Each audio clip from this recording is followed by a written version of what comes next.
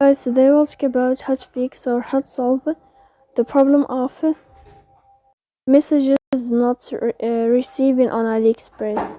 To know how to fix or how to solve messages not receiving on AliExpress, you should just go to settings as you see, and you can click.